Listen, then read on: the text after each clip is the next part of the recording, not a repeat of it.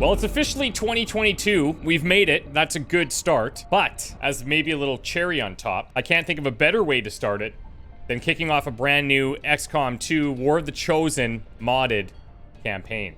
I'm going to walk us through the basic setup right now, and then when we get to the opening cinematic that plays, I'll explain some parts of the new mod list that we're using. If you want to see the entire list of 330 mods that we're running, that link will of course be in the description box. All the pertinent information that you may have questions about will be in the description box below. We've worked really hard to make this the best possible XCOM season yet.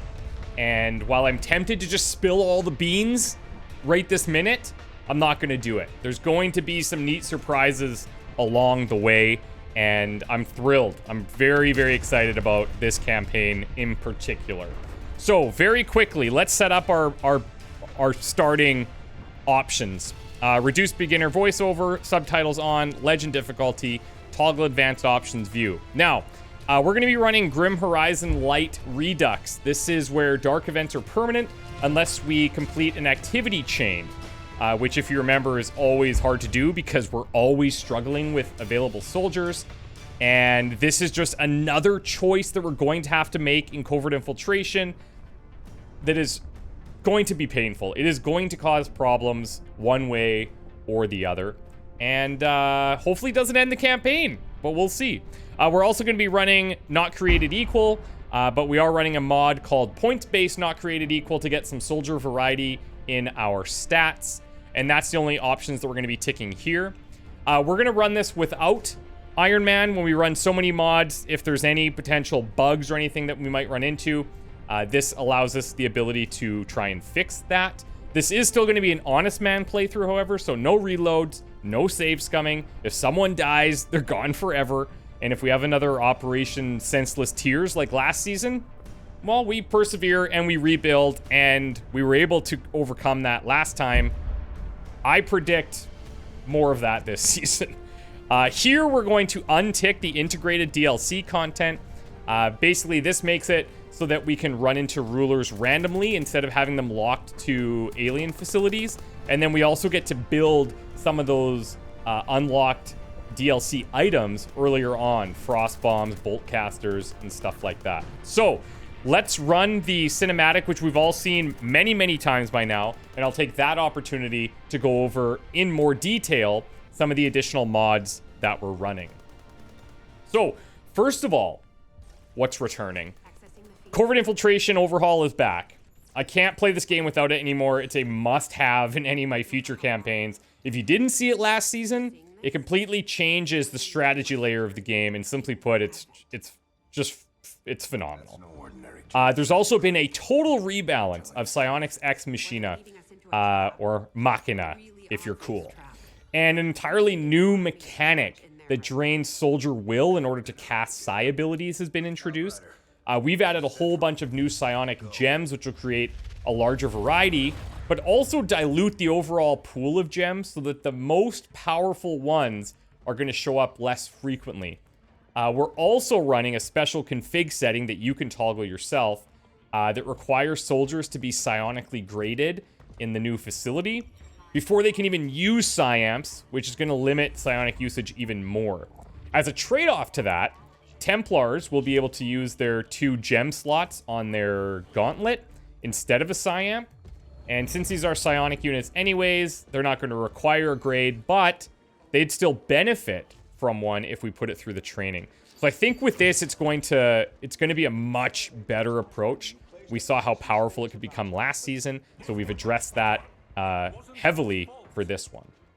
The 6 proficiency classes are back, but we also have 2 new soldier classes and 3 spark classes built in the same style as the proficiency classes themselves.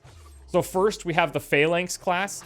It's a shield-wielding unit. It's focused on something that really no other class has, and that's the ability to tank. It's going to generally have lower damage output, but the Phalanx is all about improving defensive capabilities as it levels up. And I think this fills a nice gap in the existing proficiency classes, even compared to vanilla classes, honestly. And it's going to encourage us to try different squad makeups and strategies if we want the campaign to be successful, which, well, yeah, that's what we want. Next, we have the Combat Engineer. This is a jack of all trades, master of none type of class. This class uses cannons and shotguns, but its main draw is actually the gauntlet attached to its arm. That can launch rockets, act as a flamethrower, and basically cause all sorts of mayhem on the battlefield. It's more of a support class, but I think these two classes in tandem are really going to spice things up for us. We do also have 3 new Spark classes that we'll explore when we unlock them. Their costs have been reworked, and while they require lower supplies to build, they are going to require an Elerium core now, so that's something we have to consider in our economy. I'm definitely looking to incorporate Sparks more than I have in previous campaigns, and hopefully we can figure out good ways to do that. Next up for enemies, we have a lot of them. Learning from last campaign, we really lacked more difficult enemies in the last kind of third of the campaign. And right now we have about 30 enemy mods on the list, including those lovely Pathfinders that wreaked havoc on us early in the previous campaign. We've got the Black Ice Codex, Children of the King 2.0, which are essentially extra rulers, Muton Harriers, the Alien Elite Pack, Advent Warlocks, Paladin Shield Bursters. We have a mod called The Return of the Space Egg from the 8th Dimension. If you know, you know. And we've got a whole bunch of other things in there that we won't get into that will serve as surprises as we get into it. The one that I will highlight is we have the MOCX initiative returning. If you don't know what that is, it's the MOCX initiative, or XCOM backwards. We've had Patreons submitting MOCX units that we're going to be going up against. And if you pay attention, you may also recognize some familiar faces from previous campaigns. These guys don't show up until about the 3rd month of the campaign. So we have a little bit of ramp up to do before we face them. But these guys will wreak havoc on us. We've tested it. They are very strong. This has been reworked heavily since the last time we used it a few years ago, and I'm very excited to see what's in there. It's going to cause problems, definitely.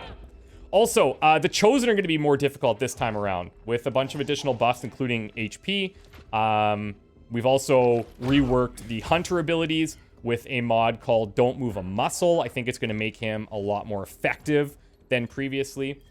Their Chosen Chambers are also going to be a lot more challenging due to the populated Chosen Chambers mod. And perhaps one of the biggest changes last season was the inclusion of Yellow Alert, which made almost every mission like a real intense, difficult battle. Basically, enemies from other sections of the map kind of keep running at us as we're causing all this commotion, making noise. They keep coming, keep coming, keep coming. Some people loved it, some people hated it. But I think returning to vanilla behavior would just feel really slow and lack a sort of excitement that Yellow Alert brought. So we're kind of reaching a middle ground here, which we arrived at based on a lot of viewer suggestions. And we're running a mod called Dynamic Encounter Zones, which looks to spread enemies out further on the map. This may give us like a 1 or 2 turn kind of breather in certain missions, but it might not because all the spawns are random. So who knows? It's going to be tough. So that pretty much covers everything mod related. But before we meet our opening group, there's one other piece of information I want to share with you. So in addition to reading soldier logs like we do at the beginning of every episode, we've been doing it for multiple seasons. This season, we're going to be introducing some stats trivia into every episode.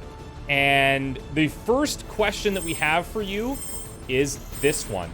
Who is the only soldier ever to kill all 3 avatars on a Leviathan mission? A. Johanna Fire Loxley.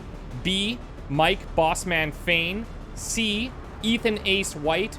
Or D. Kaylee Wraith Parker.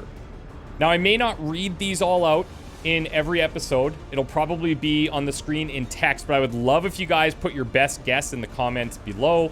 If you have additional ideas for trivia questions, please let us know what you think would be good ones, and we'll try to come up with some interesting takes on those suggestions. The answer to the trivia questions will come in the following episode's credits. So you'll see it at the end of episode 2. for this answer, but place your best guesses down below now. In order to start off the campaign, we gotta start with a log, and today's log is coming from Baconus, who writes for John Cameraman Robinson, a Resistance documentarian. I think it sets up the campaign nicely. Hello? Hello? Did this piece of junk stop recording again? I think I have to... Oh, there we go. Alright, so I was screwing around with the radio, and I found out that XCOM was back. Yeah, that XCOM. I've only heard about them from Arky, but they sound like a serious band of soldiers given that they gave the aliens a bloody nose before they were destroyed when they, the aliens I mean, first invaded. I'm guessing they took some notes from their loss, and maybe they'll even get some revenge this time around. God, I'd love to document their journey, and maybe, if I'm lucky, even interview some of the troops. But I doubt it. Well, here's hoping my dreams come true. Let's hope they do. Let's meet our starting batch. From the looks of them, we've got a wild bunch.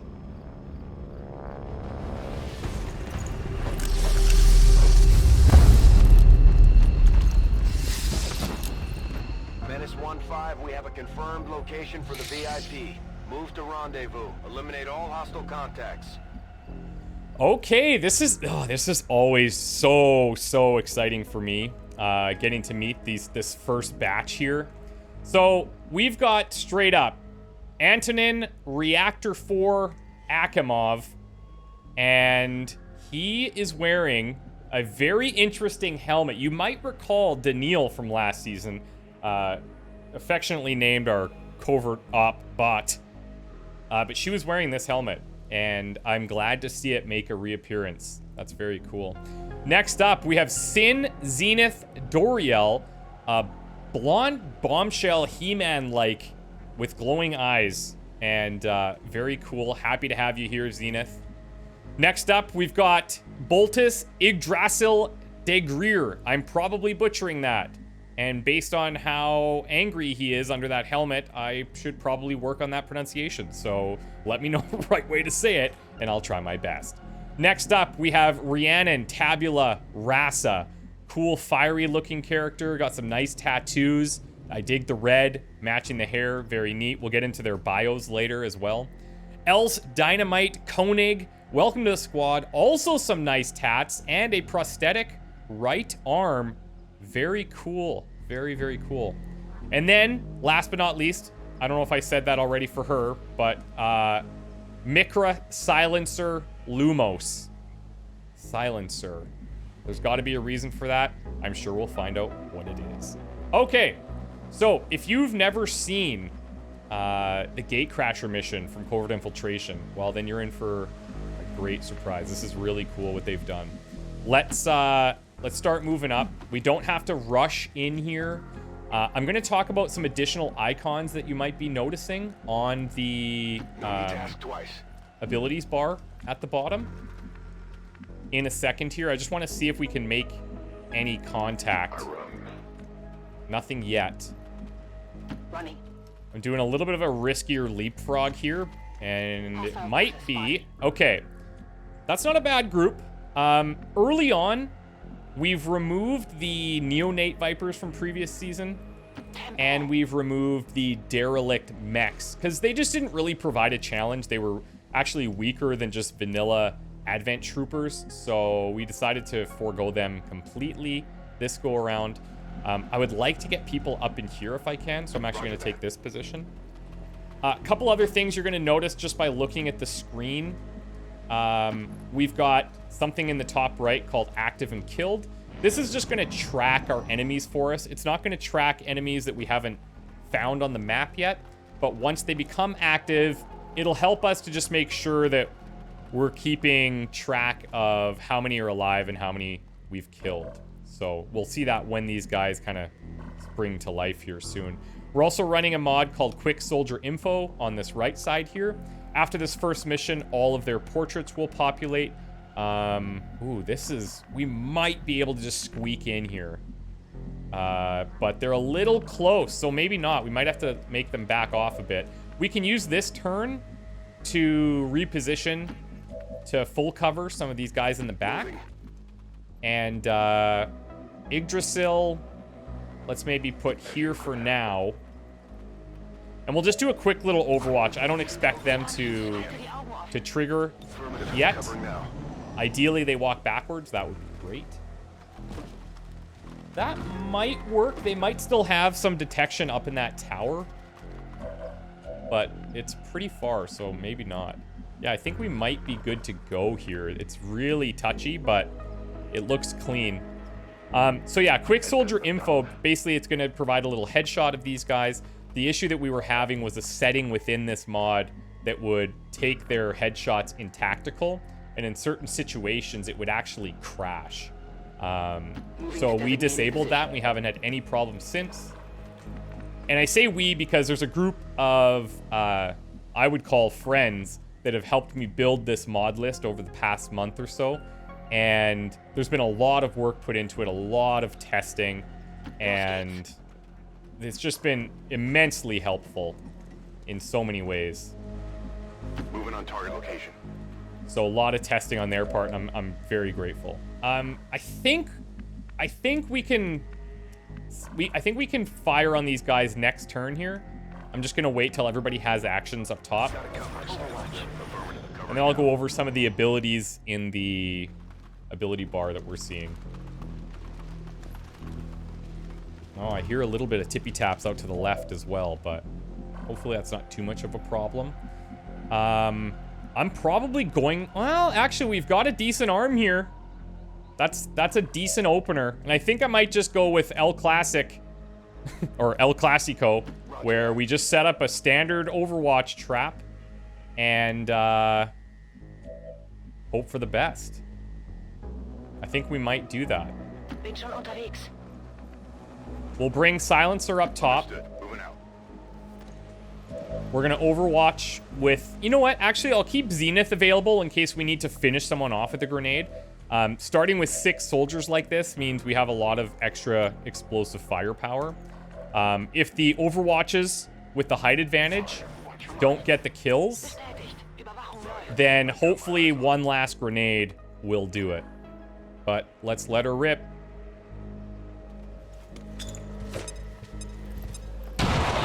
Oh! We got the 4 damage on 2. 1 on the officer, which is beautiful, and 1 outright killing the trooper. Oh, what a clean. Okay, almost a super clean start. Still clean enough. I'll take it.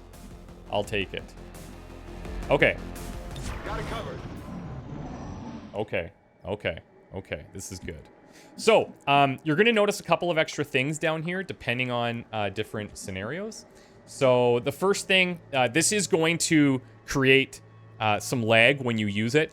And it's very situational, but you can use this to preview line of sight at another tile. So, if you're considering moving somewhere, you're going to be able to see which things you'll have an eye on. It's very niche use, but I think will be quite handy when the situation arises. And then you also have this preview movement button.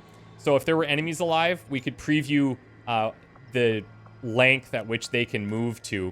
Because sometimes we would get into scenarios where we're kind of estimating how far an enemy is going to be able to move. And that will just solve some of those problems. So let me get some reloads in for the guys up top. Back in.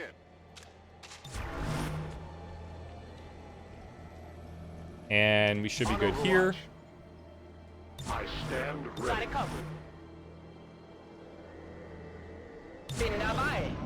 Okay.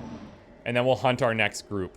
Now, this Gatecrasher, I guess, I don't know if we call it like Gatecrasher Redux, but we have to go and basically rescue 2 prisoners. And those prisoners are going to be our first VIPs. They're going to be our scientist, and they're going to be our engineer to start the campaign. Now, do we want to try and move to this one? Probably. I will take one more move up here. That's about as far as I want to take it. If you say so. This Gatecrasher also has additional pods than we're used to seeing. I'm on it. It is under fire. But because we use some explosions there, yellow alert is likely causing enemies to start hunting for us. Yggdrasil, let's head up here. Nothing yet. I'm trusting you here. It's come-ish.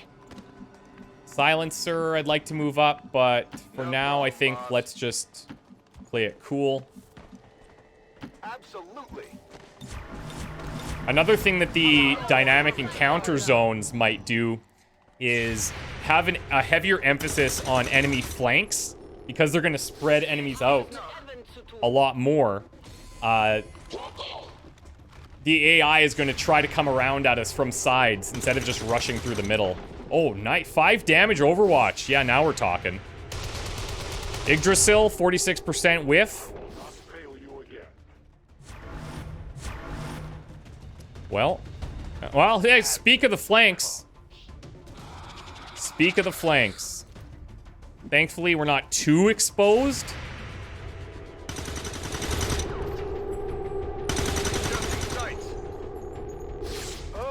These Overwatch shots, they are not encouraging at the moment. And now they've gone with mass amounts of Overwatch, so you love to see it. Okay, couple of things we could do. Our skirmisher does have Marauder. So what we could try is taking a standard shot here at 51. If it works, then we have some other ways of dealing with this guy. But what I'm looking for is potentially getting the 51% shot. If that lands, I'm happy. And then I would like to grenade this sectoid as well, for obvious reasons. Where are grenades at? We have another one there. You know, I just like solving all of my problems with grenades when possible. But let's start with this. 51 coin flip.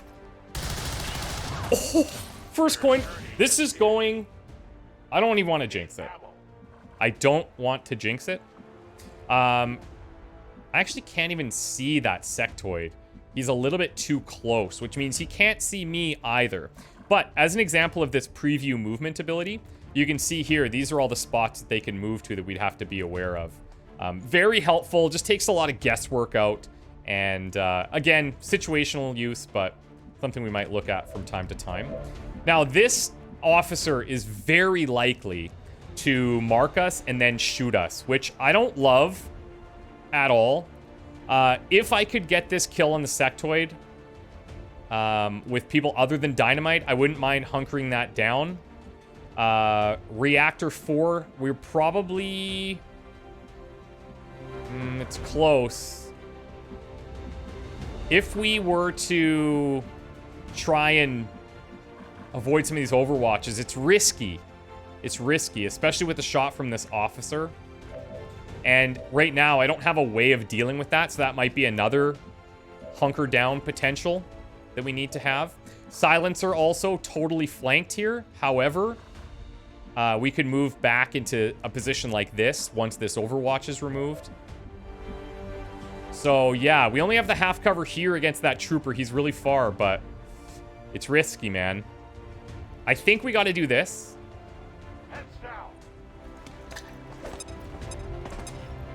Because this is going to allow me to reposition Silencer. We're not in range of these units, so if I come around to this side, I could sit here. We could throw another grenade, which will blow up the car. And I don't know if that's going to quite do everything we need, but it might be enough. I'm going. I really hope so.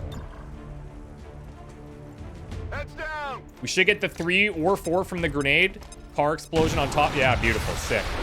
Okay. Okay. Now, I can actually pull Reactor back, and I think I will take that full cover.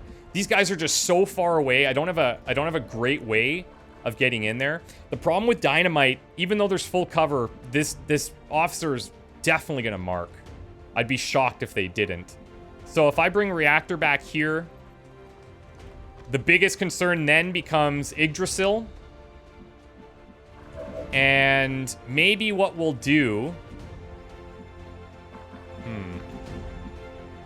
Maybe what we'll do is we'll overwatch these two because they're out of scope right now. We'll hunker down Dynamite. And we can even overwatch reactors. So in case these guys do come up, which they might because they're really far back. Scanning. This is actually a good spot for him. But he did move first, so now he's not going to get a shot. However, this trooper's likely going up top here. And we only have the half cover. The dodge. I will take it. Thank you very much. I will take it. Okay, so you can see up here, 2 were active, 6 were killed. Now, there is another group. I would like to go and get this stuff. But without that other group, I don't know if that's too big of a risk at this moment. However, we definitely have another grenade option here that's going to open up access to the facility where our VIPs are currently at. And we have full cover to move into. So let's take this. Hopefully not finding another group.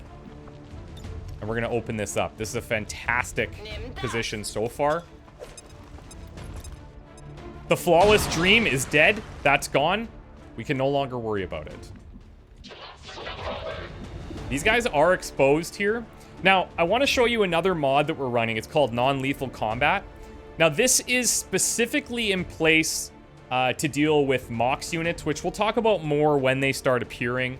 But there's a current situation with MOCX where they're supposed to go into bleed out, but they're not. So as a workaround for that, in order to try and maybe capture MOCX, we have this non-lethal mod in which we can subdue. Definite chance to miss, obviously.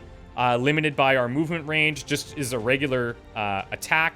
But this would stun an enemy, and then there's a follow-up attack that you can do to make them go unconscious so that you can actually capture them. So if you're wondering what that is, that's how that comes into play. We're going to reload here, I think. I would love to get these kills with other people than Yggdrasil. I just don't really love the idea of going into half cover, but it's going to make our chances much better. So I think Zenith, let's actually do this. If I can clear up these 2, that puts us in a phenomenal spot.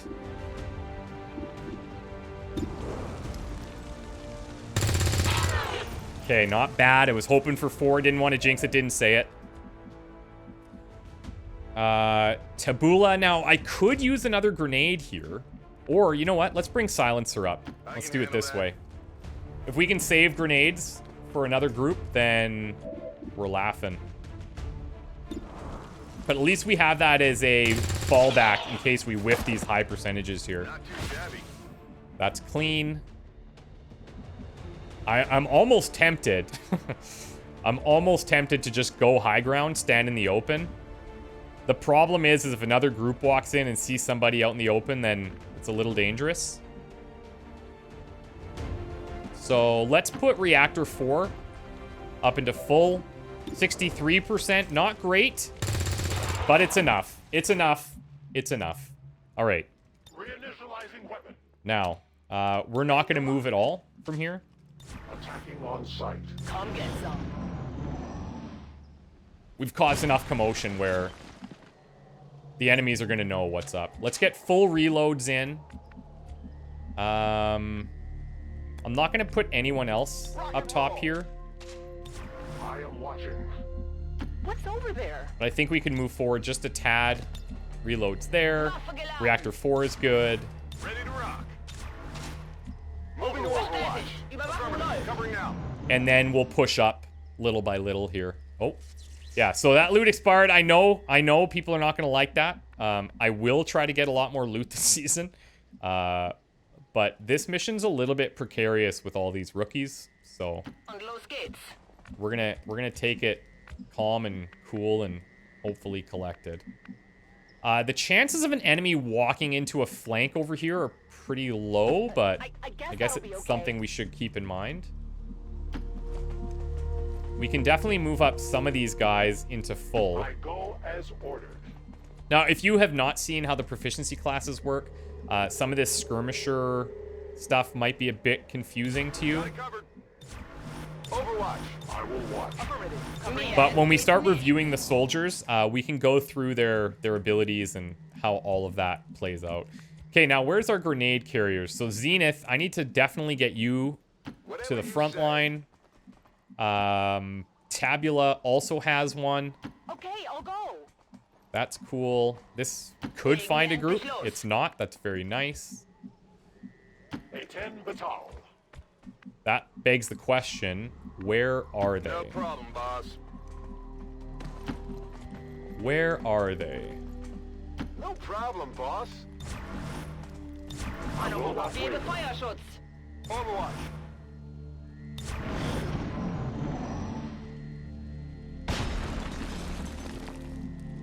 Okay. Now, I'll scout with Tabula. Or sorry, I'll scout with Dynamite. Endlich. And then we can use our grenade carriers to kind of follow up on positions. Who was the other one that had it? Zenith also has it. On the move. Let's do this. I will go. We'll start setting up inside. If you say so. I'm going. I don't know where the other group would be, but No trespass. Got it covered. Feuerschutz. I'm on it. they're out there. Now, we could go and just unlock this, Und los geht's. but I don't see a reason to do that just yet. Heading out. Moving there. Yeah, I mean, like, it's all Already there. clear inside. Whatever you say. Okay, let's do this. Versuche Distraction and override. Squad recovers all action points spent this turn, or soldier gains complete immunity from next 2 attacks. Hey, if we can do this, then we can, yeah. 42%? The numbers, guys, the numbers, they're in our favor. Geschafft. That's phenomenal. Okay, welcome to the squad, Fleur. We will try to keep you alive. We still need to go down and get Amethyst from the other end. There's not a lot of full cover in here, which is something to be concerned about. So, even though we got these extra actions, we're basically just going to use that to kind of fortify our positions as best as we can here. Not a problem. Now, they could be up top, too. They could be on the building. Endlich los.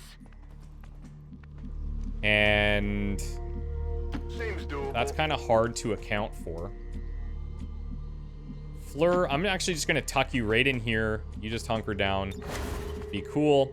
Amethyst is active, but you be cool as well. Okay. On Overwatch. Scanning. Watch order confirmed. Scanning. Scanner Gebiet. We don't have any audio indicators or anything. That actually makes me more concerned that we just don't have any sign of them at this moment. Genug gewartet. Already there.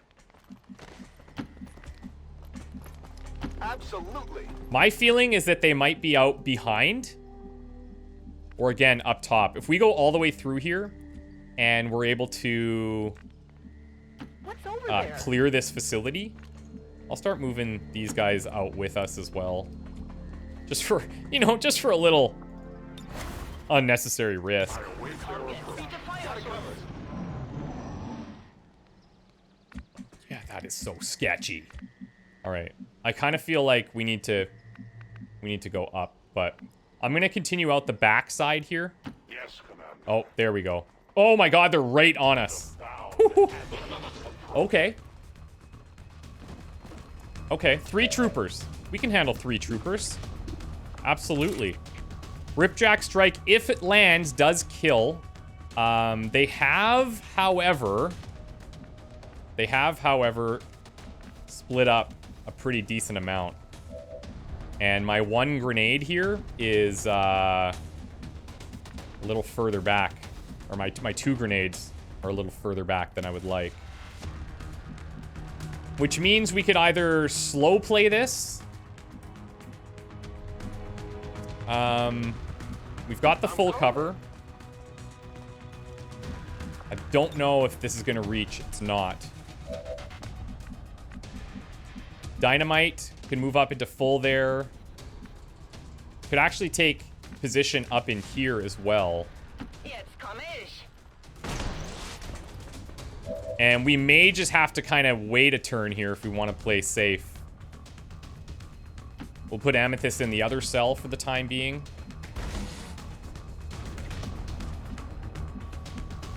Silencer will move up. And then Tabula. Let's move into full. Fleur.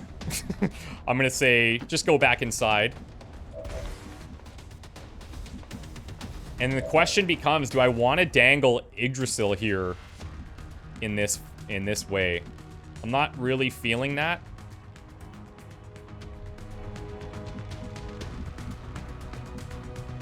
I could hunker him down, but these guys could move in and try some type of weird suicidal attack too, so... As you order. I think what we're gonna do is play it extra cautious. Roger, holding. Halte Stellung. Holding. We've got full cover Holding position. for a lot of the people up front. This guy coming in, that's good for us. They're likely not going to see great shots, so they're probably just going to overwatch.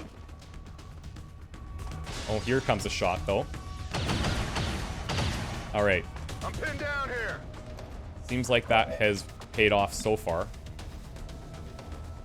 Now, I can only hit one of these, but I will remove the cover from the other. I actually think if I take this one, remove the cover from the one on the right, these guys, their angle might be better to try and take that. Here, catch.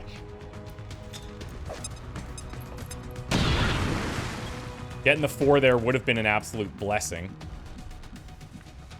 We can't actually see him now, which is unfortunate. So we've got a 54 here. I mean, it's not horrible.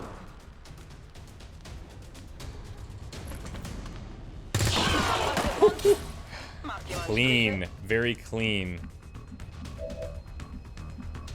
That guy's in full down there. Where's our last grenade? Tabula. So this one's still overwatched.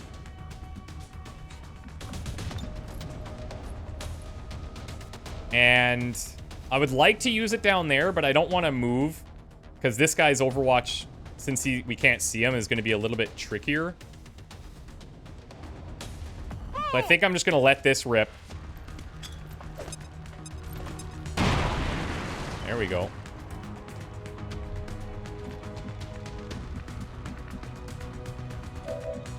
And then we still don't have the visual from Silencer here. Reactor's got it, though.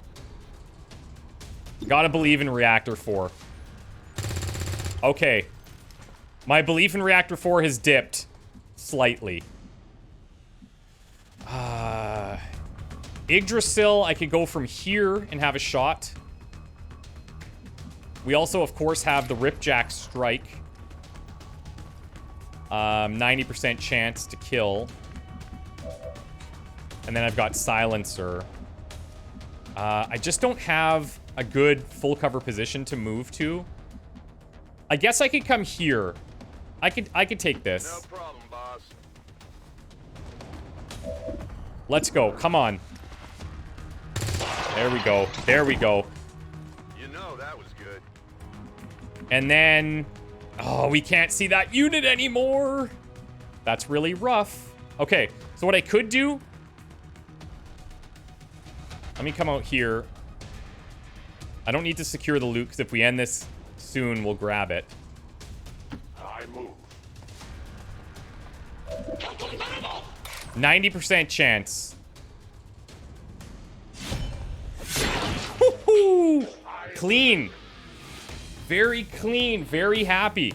Very happy. A little bit overly cautious in the middle there. Tough finding that last group. We did take that 1 damage on the graze, but we'll take it. Okay, so who's got... Oh, look, the Wang Fu destruction. Most environmental damage. Absolutely. Silencer. First Wang Fu of the season. Love that. 3 for 4 on the accuracy. ReaktorFour MVP, 2 for 3 on the shots, 21 damage dealt, 3 kills. Very nice. 3 kills on Silencer also. Zenith, 6 damage dealt, 1 for 2 on the shots. Yggdrasil, 12 damage dealt, 2 kills, 1 for 3 on the accuracy, but a lot of different awards. Tabula, 1 for 1. Hey, you're shooting 100. That's pretty impressive. 6 damage, 1 kill. And Dynamite Koenig, 11 damage, 1 kill, 1 for 2. Very impressive. Very nice. These will populate after their photos are generated back at base. Now, we have done Covert Infiltration before, so a lot of the initial tutorials and stuff we probably won't see. But if you guys have any questions, ask below, and if I don't answer you, I guarantee somebody will.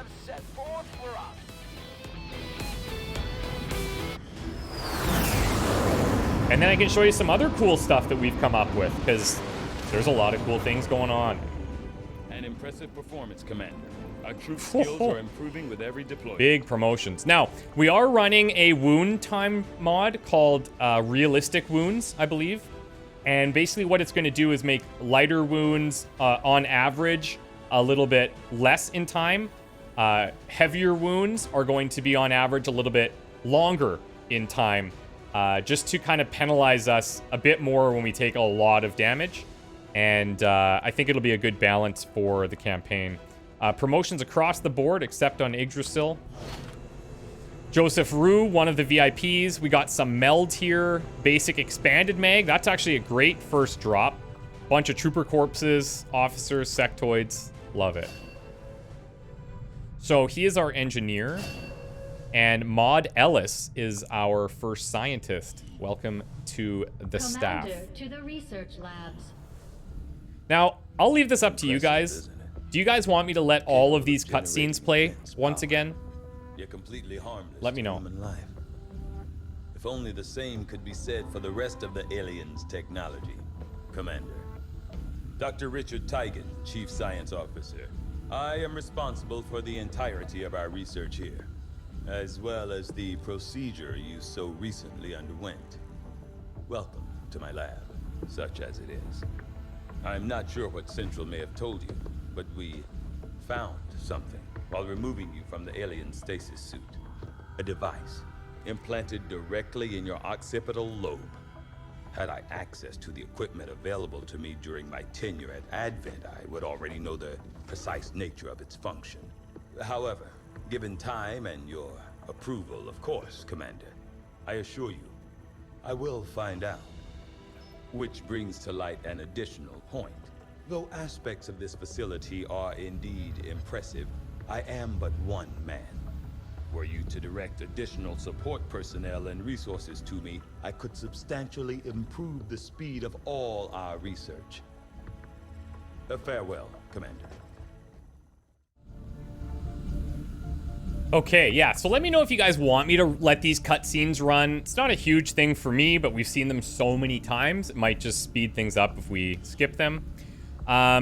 Because we did get a weapon add-on drop, I think going modular weapons first is nice. After that, I'll probably go into biotech to get the infirmary available ASAP.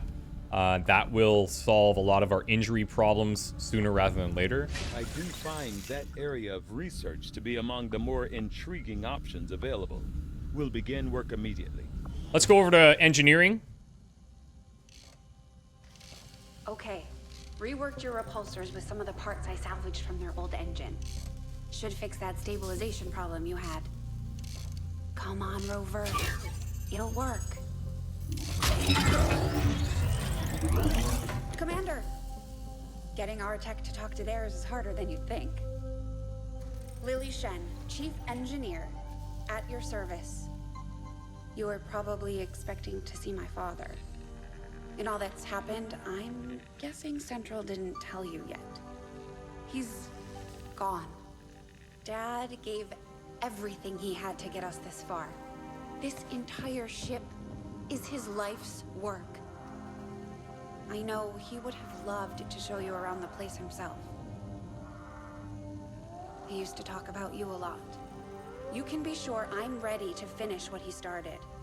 Might not look it, but from here, I can fabricate pretty much anything you come up with. And with a little more help, well, you'd be amazed with what I can do. It was an honor to finally meet you, Commander. So cool. See, I actually like watching these initial introductions.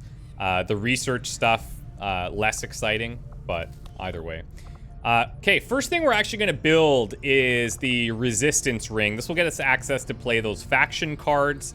I think this is a good start for us. Joseph Rue, yeah, he could be in there, but I'm actually going to remove him. We did actually get a skirmisher start, which is nice. It was brought to my attention recently that a lot of our previous starts have been Templars, so it's nice that this one's a bit different. But what that means is if we scan at the skirmisher headquarters, that our build times will be reduced. So really nice buff there. The Templar one reduces or increases our healing rate, and the Reaper one generates intel. So with that in mind, if we need to speed this up, we can do so at the Geoscape. So I'm gonna actually have Joseph start excavating here. I believe because we're at the headquarters to start on the Geoscape, these 12 days and this clearing of debris, this time is showing as much lower because we're at the headquarters. But once we leave, it'll go back to normal times. Now, Commander, to the armory. yes, to the armory. Let's go. So, this is our starting opening roster. This is very exciting. I think what we'll do in terms of bios is we will get our next mission ready to go on the Geoscape, all of that, and then we'll come back here and read all the bios. However, we are going to level up these new soldiers, and we are going to take a look at who's all in here. So we've got Boltos, Yggdrasil, Degreer as our skirmisher. We've met these other 5. We also have Jackson, Stiggs, Hopper. We have Vanille, Pink Point, Marchand, Jordan Stone, Nomir, Nicholas Beardo, Cutter, Norman Waffleman Harris, Marcel Muhzn, Schmidt, Adrian Weathergirl Wong, Nazera Stargrave Mercer, Rebecca Ghilan'nain Trell, Sarah Bumblebee Triplet, and Jamie Angerbot Wilson. Super cool. Notice the variety of stats here we're seeing. A 70 aim is really nice. 74 aim down here, that's extremely rare. The max you can actually get is 75. However, notice her other trade-offs. Will specifically much lower. 70 aim here, will specifically much lower. So they're gonna get tired a lot more easily than others. We don't have anybody really scraping the bottom of the barrel aim-wise. Marcel's looking a little bit rough there at 61, but it could be a heck of a lot worse. So let's go in here and do some promotions, and then we'll learn about some of the classes, and we will get into some of the bios a little bit later on in the episode. So we are running the Choose My Class mod again. The way that this works is we're going to get presented with 2 options. If the person who created this soldier has chosen a preferred class, that's always going to be the first option. The second one is picked at random, and it can be anything listed up here. So my plan is to always take the first one, unless because I'm lacking in a certain class area, I will then make the decision to choose the secondary option. But let's start with an assault infantry. Always happy to have them. CQB dominance, got some run and guns, some slash. The way the proficiencies work is that they gain some extra abilities and or stats as they level up. And proficiency classes as a whole are meant to be a little bit stronger early on, and then the kind of compared to vanilla, the late promotions that they get are less powerful. So it kind of evens out your difficulty curve a little bit when you're playing.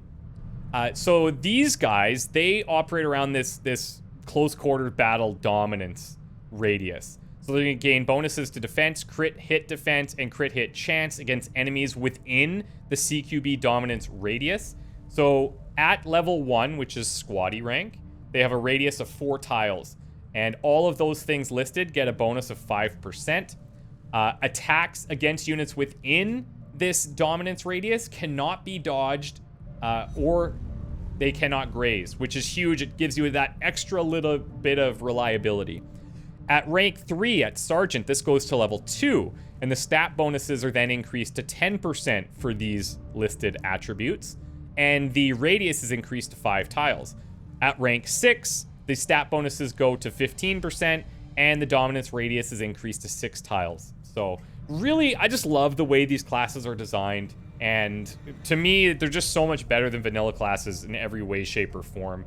It creates a lot of variety with soldiers and stuff too. Now, in previous seasons, we've had all of these additional skills unlocked to see everything, right? However, I thought it would be fun, because we are running 2 brand new classes, to keep some of that suspense of like, what can these classes do, hidden behind these magical check marks. So for the new classes, we're only going to see what they're truly capable of as the game progresses and we unlock these higher ranks. I think it'll just be a little bit more fun. But anyways, Micro Silencer Lumos, our first assault infantry. Historically, I don't have a lot of luck with these guys, so I don't know if that's a good sign for you, but, you know, hopefully you can break that trend. Antonin ReaktorFour Akimov, you're going to go to a field medic. Now, last season, our field medics they got a little interesting twist, because they are ideal candidates to carry Psi-Amps, and they became really strong psionic warriors by the end. But again, as I mentioned in the intro, the Psionics Ex Machina has been totally rebalanced, new mechanics introduced, and before we can even consider that, we have to get these guys in for psi grading, but still, field medics will be a good option for that. So they come in with Sedate, so they can use an arc thrower to try and stun, battlefield triage. To summarize, on the way back from a mission, any leftover stuff will be used to heal units and reduce their wound times. Proficiency-wise, so at level 1, they have a free medkit charge, and if we equip a medkit, they have +1 charges on those. So with an equipped medkit, we're basically having 3 uses. At level 2, they get a revive charge and healing abilities, heal for 1 extra HP, and at level 3, which is rank 6, they get an additional medkit charge and an additional point of healing. The revive is a medkit ability that can revive incapacitated soldiers, so this +1 revive charge still requires the medkit. And then all of these are hidden again, as we talked about. Okay, so next, we've got Sin Zenith Doriel. You are going to be, well, interesting. We're already getting 2 field medics. If I go with assault infantry, that's just unlucky to have both of those pop. But let's go field medic. We'll respect that choice if you did make that choice. So we've got 2 field medics on the team now. Tabula. Let's see. Phalanx. I was really hoping we get a new one. Check this out. So the Phalanx class, they are shield carriers. And look at how cool the shields look, for one. When you look through the glass at the top, it kind of obfuscates the view behind. Just really, really amazing design there. Yeah, really cool. Deadput came up with this one. So let's go through each of these, and you'll see how this class is quite a bit different from any of the others. Just at the bottom, using a shield to protect themselves or others via shield wall or hunker down, the Phalanx specializes in holding ground or rushing into objectives otherwise too dangerous for other units. They can use pistols and the ballistic shield. So their Vanguard is what's based on the proficiencies. So at level 1, they gain perfect guard, while shield wall is in effect, gain +2 bonus armor. Their level 2 rank is at rank 3. Gain the adaptive alloy plating ability, so +1 point of regenerating standard armor. And at level 3, rank 6, they gain faultless defense, While shield wall is active, you cannot be critically hit. So you can see shield wall is becoming, you can see how that's coming into play as a core ability for this class.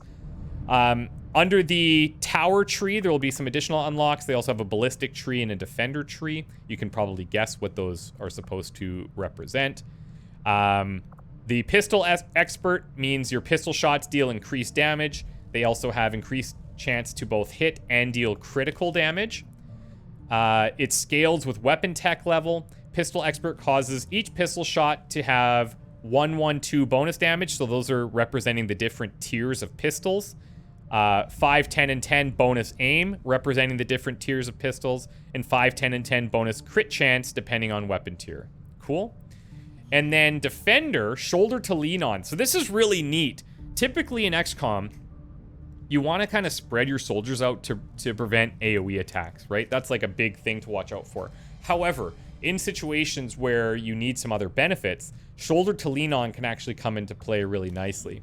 So allies within one tile are going to gain +5 bonus aim. This bonus is increased to 10 aim when shield wall is in effect, and it's just a passive ability. And then down here, they have a taunt ability. Now pay attention to this. Especially useful on soldiers with high armor to mitigate incoming damage. It's used like hunker down, doesn't require cover though, and it doesn't interact with aim or deep cover. But what it actually is doing is it tries to draw enemy fire to you by decreasing your defense. So if you're in full cover, you're reducing your defense by 50. That's a lot. That means your chance of getting hit are much higher. But to offset that, it's increasing your dodge by 55. So currently, you can see on the right, her dodge is 2, which is, you know, whatever. But she would go up to 57 dodge and hopefully be able to dodge an attack, but draw fire away from other units on the field because your defense is decreased. So yeah, it's really cool. And this makes them that class that wants to try and draw fire, is a little bit tankier, and is something that we haven't had in the past. So excited to experiment with that. Tabula, congrats on being our first Phalanx. Next up, we have Else. I presume I'm saying that correct. Just Else, or maybe Elsa. Dynamite Koenig. And you are going to be a marksman. Happy to see a marksman in here. That's exciting. We know how these guys work. So these guys are all about setting up that brace. So when you brace, different bonuses come into effect as your proficiency increases. So at Squaddy rank 1, you have reduced aim penalties due to squad sight, reduced target's chance to dodge, and 10% chance to crit unflanked targets. At rank 3, these penalties for squad sight are at 20% reduction, chance to dodge reduced by 20%, and an extra 20% chance to crit unflanked targets. And then at rank 6, 25%, 25%, and 25%. They've got spotter, so they can holo target if necessary. Sometimes we replace this with a pistol, depending on what the situation calls for. They have phantom, so if the squad breaks concealment, they remain concealed. And this is the actual brace ability here. I traditionally stay in this more sniper-oriented tree, with a few soldiers in the past going down the scouting tree. I will try to force myself to experimenting more with like a spotter-based variant, but we'll see how things play out as we go. Standard combat intelligence there on Elise, above average on Tabula, above average on Yggdrasil, standard on Zenith, above average on ReaktorFour, and above average on Silencer.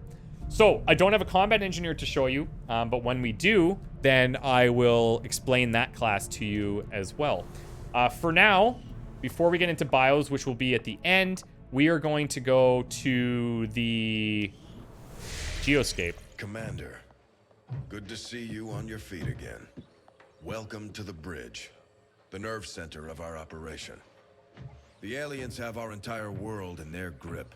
Advent controls everything. Government, communications, industry, not to mention the military. And it's on us to take it all back. Resources and time are tight, Commander. It'll be up to you to decide how to best use both. The ship is yours. Okay, cool. So, not bad. So I would prefer if this reward was rookies, to be honest, or money, but a scientist is good too. You know them as they were, the soldiers of Advent. Now they are free to choose. If you stay your course, Commander, they will stand with you until the end. Yeah, skirmisher start is very cool. I really liked the skirmishers from last season. The ability to pull enemies out of cover, oh, that was so helpful, and I'm stoked that these guys are our starting faction. So, the faction orders that we've got are decoys and deceptions. I actually don't recall what this one is. An inside job, I don't recall the specifics either. But once the ring is up, we'll see what those do. The covert actions as well, we'll get into in a second. So, yeah. If you're unfamiliar with CI, I'm not going to do like a full tutorial. But basically, everything comes back to doing covert actions and different chains. All of this requires time, which is at a premium in Covert Infiltration. Especially now with Grim Horizon, where dark events can be made literally permanent for the whole campaign, with our only chance of removing them by doing huge chains of covert actions, infiltrations, assault missions. Like, that's really scary. But right now, because we're in this skirmisher faction, we've got a few things here that we can try and do. Breakthrough research, this wouldn't be bad. It reduces the overall cost of building workshops by 50%. But we're not going to be building a workshop for probably a couple of months game time. So putting in a few soldiers here, taking them out of our barracks is a bit of a risk. That's the big challenge here, especially early, is we have a very limited roster size. And that's going to mean that every time we decide to send soldiers out, we have to keep in mind that if an assault mission pops up, or like a retaliation at the end of the month pops up, we need soldiers available for that. So it's a risk, and this is a long mission, 18 days. The black market as well for 20 days. However, the black market's very important, and this could be a good way to just get a couple of rookies out there to do some extra early work. We have Investigate Rumors, which will just give us a bunch of scanning sites. I think this is a no-brainer. It's a quick one, too. And the gaining ability points is really nice also. I would say if we're looking to prioritize, I only need to send one soldier here. If we send a second, they can negate a wound, but this would move them from rookie into the next tier as well, because they'll always get promoted on these, which is really nice. As long as they're rookie. So, yeah, that's our kind of starting options that we need to consider. I guess if I'm going to start sending out there, it may actually be best to just go through the bios now, and then that way if I lock people into missions, I can make sure that we're still able to read all of these beforehand. So, let's get to it. Buckle up. I will be reading a lot here, but I'm interested to see what people have come up with. One of the recent trends over the past couple seasons that I've loved is that people kind of incorporate their look of their character into their bio. And I'm noticing here on Silencer, he's got an eye scar here. I'm guessing he's going to be using a muted character. Could be wrong. I am wrong, so forget what I said. Micra Silencer Lumos. Let's see here. So your biography reads as such. From Switzerland, 1988. A loud crack. Micra jumps out of his hammock. What was that? He barely got some sleep and he's far away from civilization in the middle of the forest. Maybe it's this bear from last night again, Micra thinks. As he walks around and checks the surroundings out of nowhere, something slashes through the air. Micra acts fast, jumps backwards, and makes a side roll. He barely escapes the sword that appears in front of him. A fast figure with a glowing helmet and a sword runs in his direction. Micra grabs a wooden piece which is still hot from the fire he made in the evening, and his long black cape from his hammock. The figure is fast, but Micra is faster. He makes a sidestep, winding the cape around the neck of the attacker, pulling it to the ground and smashing the wooden piece with all his force in the head of the figure.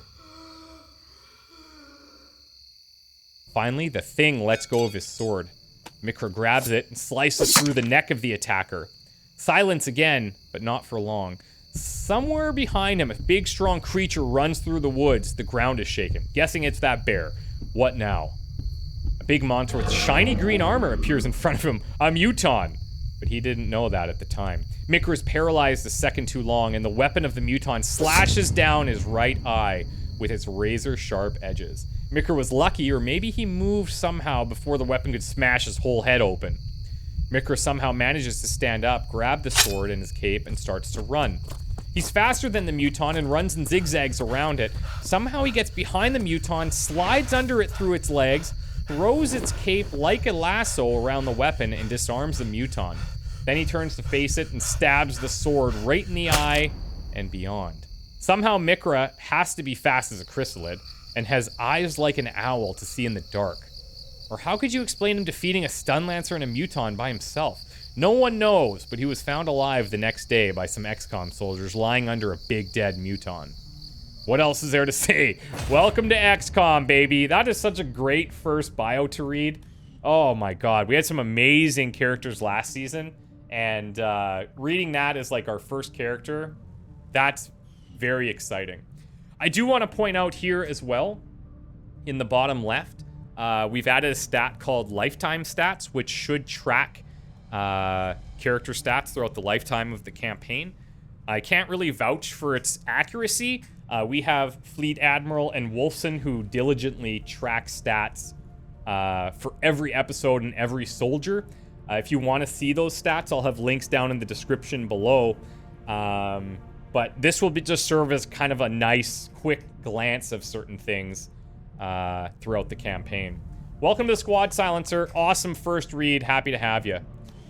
Antonin ReaktorFour Akimov. You can see he's got like the radioactive symbol here. ReaktorFour. I'm guessing this is a relation to maybe Chernobyl or something. Yeah, let's see. By the way, out of the hundreds of soldiers that have been submitted, I've read maybe 5 bios.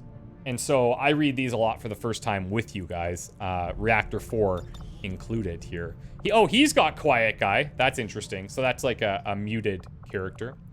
Let's go into your bio. Russian Federation, date of birth unknown.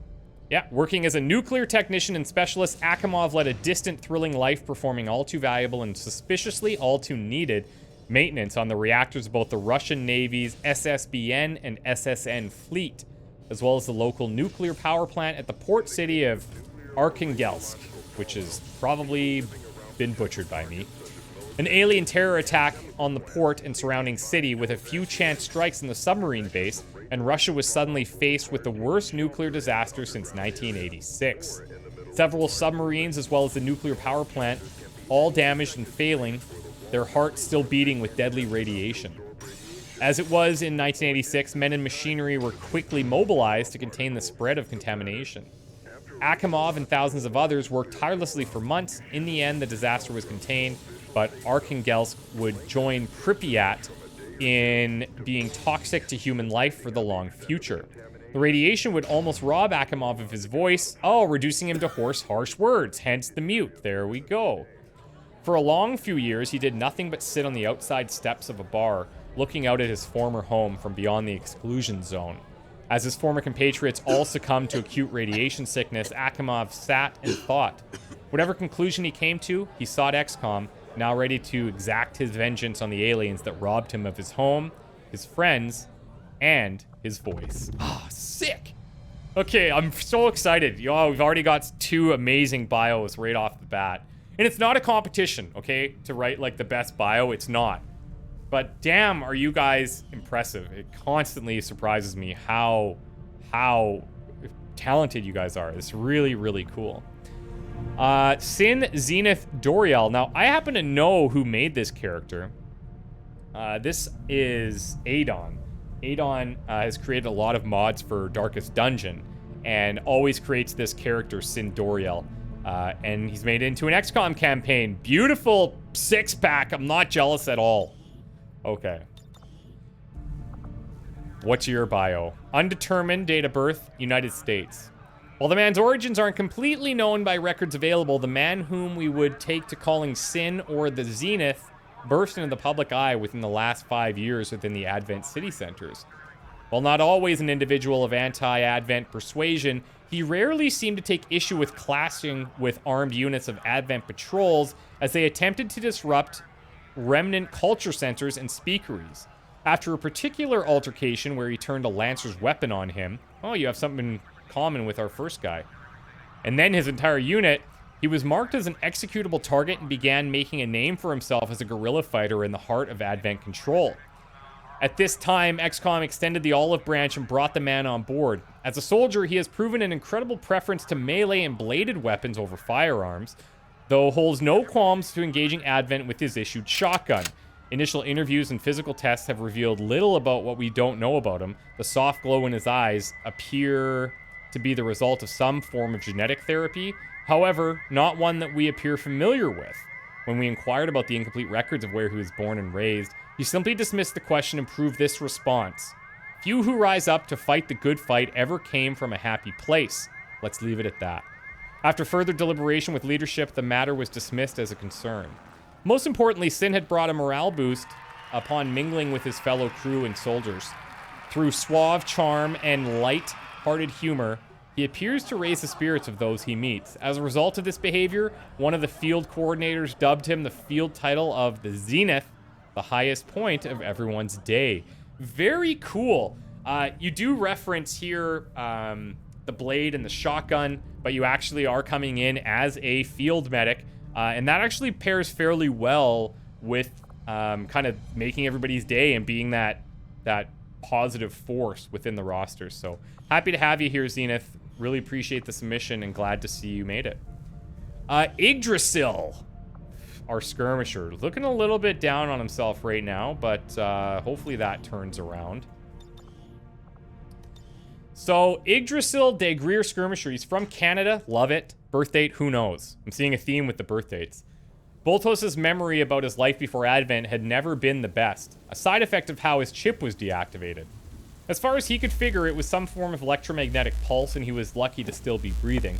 The first thing he could clearly remember is waking up in the rubble of an old building, alone and surrounded by bodies, both in Advent armor, as well as those he later learned were Resistance fighters. He wasn't there long, being forced to find shelter when a storm hit the area, only to find another scattered group of survivors.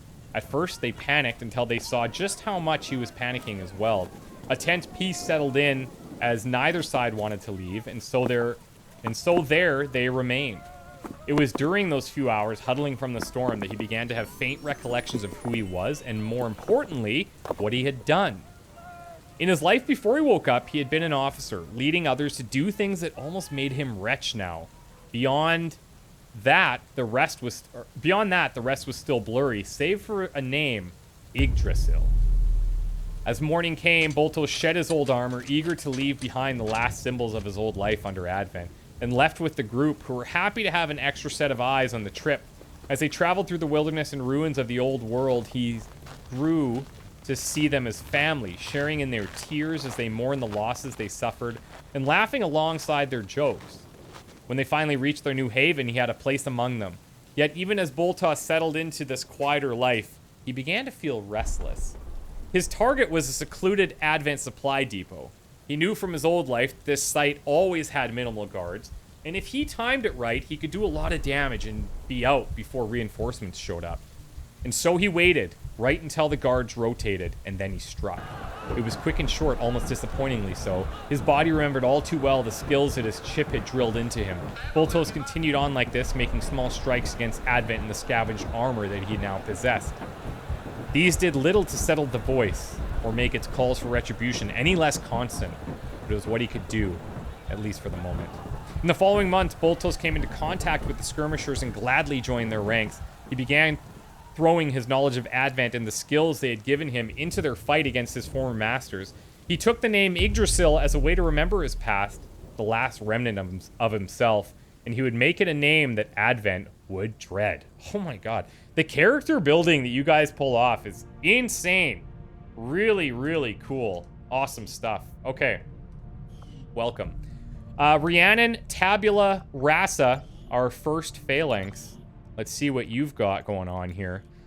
Date of birth, June 5th, 95. Claims no nationality. What's your flag here? Oh, the XCOM flag. Like that. Okay. C.O. Bradford's note. Rhiannon, call sign Tabula Rasa, was discovered operating as a courier for the skirmishers after she found herself having to break with the network of anarchist communes around the Great Lakes. She's moved between them since the invasion, citing a combination of fears of infiltration, getting tired of feeling purposeless, a need to be closer to city centers where she can sustain her living selling underground music and her own borderline seditious art, and developing a sort of kinship with the hybrids and other Advent escapees. I'll be honest though, she's erratic.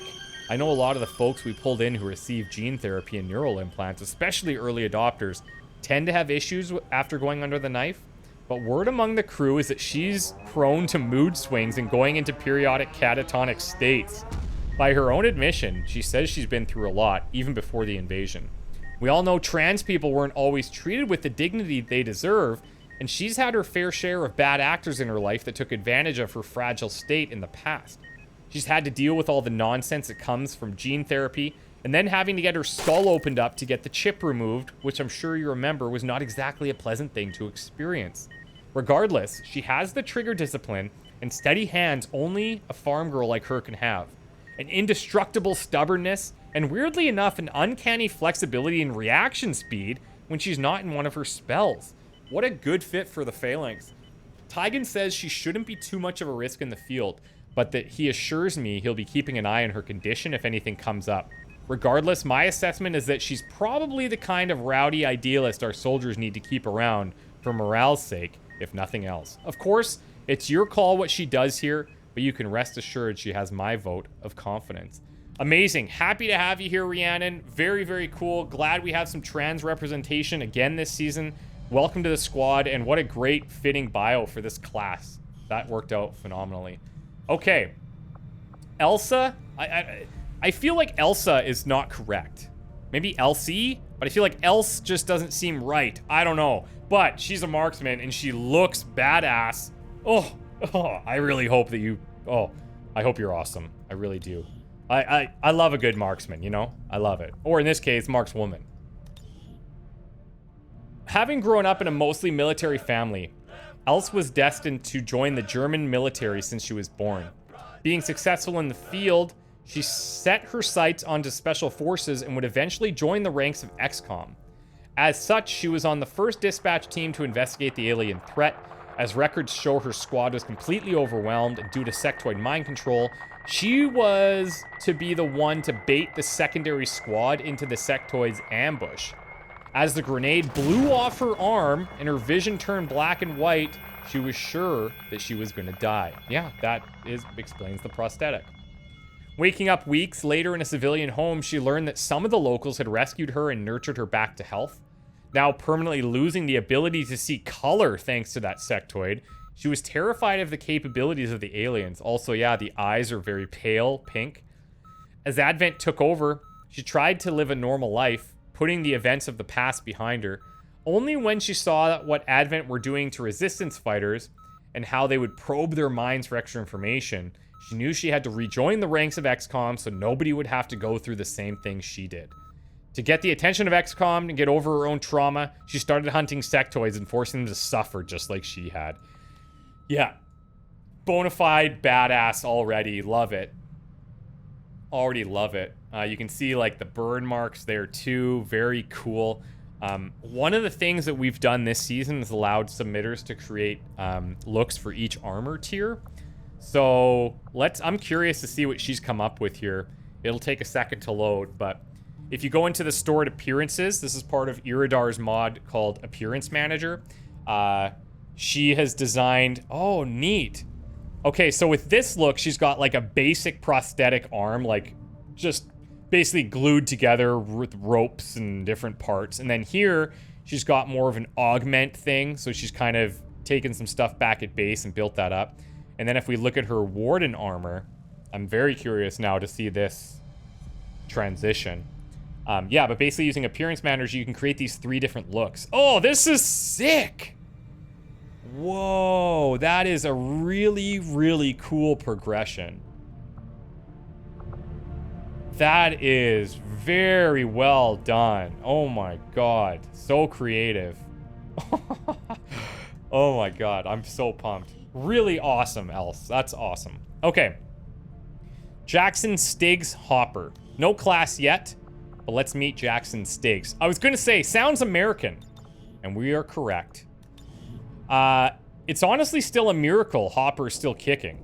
XCOM operatives found him half buried in the remains of a high school while out on patrol. Normally, operatives wouldn't just bring a civilian back to base, but not only was the teacher in bad shape, there was nothing but war-torn cities miles out from the location thanks to UFO attacks. He wouldn't make it on his own. Doctors quickly got him stabilized as soon as the Sky Ranger arrived back at base, but not without having to remove one of his eyes due to shrapnel and rubble. Man, again, guys, love the inclusion of the appearance lining up with the bios. That's just, it's so, just such a nice little cherry on top of everything. After coming to, Jackson was panicked. He began to beg, asking where his students were. When we broke the news to him of the school and that he was the only survivor, he was silent. He sat in the med bay for nearly a week and barely ate. Suddenly one day he was up demanding for a commanding officer. Central himself came to speak with him, and the teacher demanded he'd be allowed in the fight. Of course, he was told no. However, it didn't take long for Hopper's wish to come true. The same day Earth announced surrender, the base was attacked by alien forces. He had no choice but to pick up a rifle as he fought alongside operatives as they were desperately tried fending off the assault. Eventually, they were forced to escape and went into hiding. Years passed as Hopper and the remnants of XCOM watched their home change. Miracle breakthroughs in the sciences, life expectancy skyrocketing all across the globe. It seemed all was fine, but the survivors and Hopper knew the dark secrets of their new rulers. XCOM refused to let the world be clueless of the aliens' true intentions, and Hopper refused to allow them to get away with slaughtering his students and fellow staff in cold blood. The war was still on. And now he's here. Bradford figured we'd finally let him see some action on the field. He's already scrounged together and customized some equipment and has acquired quite a stylish beret. Seems like he's going to fit in just fine with the rest of our operatives. Dude, yeah, sick. We got a teacher on staff. Always interesting from like roleplay perspective and stuff. Welcome to the squad, Stiggs. Happy to have you here. Next, Vanille Pinpoint Marchand. Very cool hairstyle. Using the nose piercings as well. Okay, yeah, this is sick. This just gets me so excited. Okay. So, she is from France, not surprised. Date of birth, July 15, 2007. Vanille recently joined XCOM forces. Where does she come from? She doesn't want to tell. Rumors running around the Avengers she was imprisoned for mass murder. What does she want? To have fun and free Earth. Those are her words. Should Advent fear her? Freaking of course, everyone should. Love it. I love some bios too that are just quick to the point, a little bit of mystery, don't really know a whole lot. Should we take a little peek at her stored appearances as well? I'm not going to do this for everyone, and I won't go through all three when we do, but it's kind of curious. Okay, so she gains that little headpiece as well, and then some proper gear. Oh, so good. So good. So the way that this works, by the way, once she gets to Predator armor, she will equip this look entirely. Once she equips Warden armor, she will get to this look entirely. If she equips other gear, like rage suits and stuff, we have a separate group of uniforms that's included in the mod list. Once you subscribe to that mod, you just have to import those uniforms the same way that you would import characters. And as long as you're using Appearance Manager, those pre-made mods for all the extra suits will look cool. Albeit not customized to the character. But in future seasons, we might allow that. This is our first kick at it, and it seems to be going really well so far. So I want to say Pink Point. I'll probably just leave it like that. I don't know of a better way to pronounce this. Pink Point seems a bit weird, but maybe if there's like a French way of saying it, I can try it. Next up, Jordan Stone Nomir from Germany, I presume. Yep, October 25th, 2004. Jordan was one of the unfortunate people that were put into those alien devices on the day of the invasion. He was 12 when it happened. He doesn't remember how, but before he could end up as whatever the elders intended, the UFO that transported him crashed and he remained in the pod for 10 years. He woke up only because a dog in the UFO was looking for food and Jordan had a sandwich in his backpack. He was confused as to where he was and it didn't look like anything human-made, but his eyes quickly turned to the dog eating his chicken sandwich. That dog broke the glass of the pod. The dog thanked him for the food in his own way. Jordan followed the dog outside where he found an Ace King card that had seen better days and came with the name Ace for the German Shepherd. Oh, and came up with the name Ace for the German Shepherd and clipped the card to Ace's collar. Oh, cool. 9 years later, Jordan had a lot to do with traders helping them get items, etc. Most of them spoke English. He was able to understand them, but talking to them was a different story. He worked on his English, and that's how he got his Australian-like accent. One of these traders turned out to be an XCOM recruiter, and like everyone else here at XCOM has something against Advent. He joined. Since then, he and Ace have been a good distraction on the Avenger. If you're looking for him when he's not sleeping like a rock, which is how he got his nickname, you can find him in the hangar playing with Ace. Cool, so we've got a dog on board. Very interested to see how you incorporate that into any kind of writing that you may do. And yeah, I hope that you do. Welcome to the squad, Jordan. Next up, we have Nicholas Beardo Cutter. Bright yellow. You will not miss him, but hopefully Advent does on the battlefield. Nicholas Beardo Cutter. Beardo's life was always on the move. With a dad in the military, he traveled all over the country, bouncing from state to state, from school to school. Where is he from? USA. All right. As a result, he never really made friends to stay in touch with. After graduating high school, he too joined the Navy as a third-generation airman, working as a mechanic initially, but trained in several areas and was honorably discharged as a well-rounded, if average, soldier. After his contract ended, he took some time to decide what he wanted to do, spending most of that time taking care of his widowed grandmother on a secluded farm. He finally got accepted into college for animation and moved out. With this new opportunity in life, he had new plans. Number 1, become a star writer and voice actor for animation. Number 2, begin his own streaming channel. And number 3, find some permanent friends and maybe a girlfriend. However, a week later, Advent began their silent invasion. When he didn't hear from his grandmother for a month, he visited the farm. Fire smoldered in the barn, the equipment was melted into a slagged heap, and none of the animals were found. It was there Beardo found an abandoned and heavily wounded sectoid. The sectoid merged with his mind, and Beardo saw flashes of memory, the farm burning, XCOM and the aliens battling it out, screaming. With effort, Beardo freed himself from the control of the wounded alien and jumped on it in a fit of rage. Recruiter's notes. Subject Beardo became agitated, recounting the story, and had to be held down by several security personnel to prevent injuring the staff. It appears he might have been slightly affected by the mind merge. That sounds about right. Using what he discovered from the sectoid, Beardo tracked down XCOM's HQ and spent several days observing security before infiltrating. The first person from XCOM to officially meet him was Bradford himself when he entered his secured office and found Beardo in his chair, feet on the desk, and a hot chocolate in his hand. Beardo's response? I felt this was the best way to apply. Yeah, that would work. While Advent has cracked down and all but destroyed humanity's creativity through censorship, Beardo fights to one day return to college and complete his dream as an animation star, and he has found a new home with his fellow soldiers in XCOM, finally ticking off number 3 on his checklist. Well, except for the girlfriend. Beardo clarifies. You think Shen is still single? Oh my god. Okay, Shen, watch out. Watch out. We have someone distracted and they're coming for you. Beardo, happy to have you here. Welcome to the squad. Norman Waffleman Harris. We have about 7 more. So the podcast is almost over. Cool look, very bulky. He's got like a backpack and then some type of satchel. Who knows what he's carrying in there, from Canada, so he's already +1 in my books. At the time of the invasion, Norman Waffleman Harris was reported to have been in the Louvre in Paris, France, presumably with his family. After Paris was flattened by the alien menace, he disappeared, only to be found later on wandering the wilderness carrying, of all things, a freezer bag filled to the brim with frozen waffles. Is that what that thing is? When pressed for details as to how long he'd been out or he'd gone about surviving in the European waste for so long, he was remarkably tight-lipped, only responding when asked about the frozen foods he'd been carrying with him. They're my comfort food. We may never know for sure who he may have lost when the aliens took over, but if one thing is for sure, he should prove to be a capable soldier for the Resistance. Love it.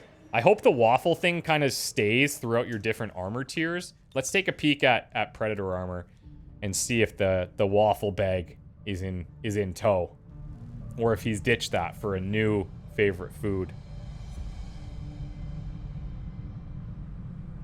Anytime now, Waffleman. Yeah, okay, he's kept it. So the difference between Kevlar, let's look at the front here. Yeah, he's got a little bit of a tankier look. The backpack has been changed a little bit as well.